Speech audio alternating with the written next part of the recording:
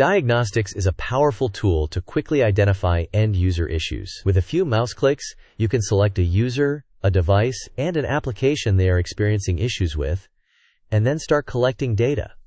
Let's see how this works. In the ZDX admin portal, there are 3 options to configure a diagnostic session.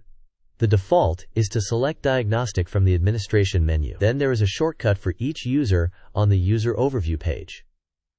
Clicking this link already fills in the username and application in the diagnostic configuration window. And the third option is to use the Start Diagnostic button on a user's details page. With this option, username, application, probes, and device details are already pre-selected.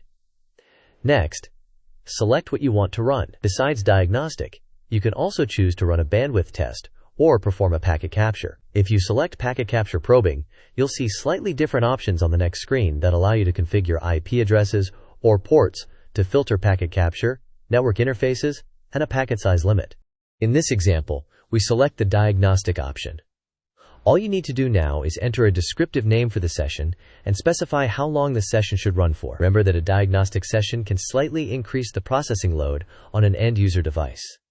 So it makes sense to only collect metrics for a few minutes. Next, you'll have the option to also collect device statistics. It's good practice to include device stats because they help with identifying device problems by viewing details such as the top processes that are consuming the most system resources.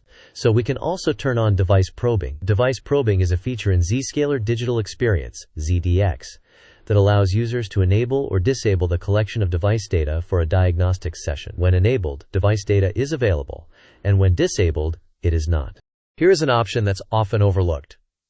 When you select Add Special Application from the drop-down list, you can add any URL without an existing probe. So if a user has issues with a site that's not on your list of predefined custom applications, you can still start a diagnostic session for it. All that's left to do now is to click Save.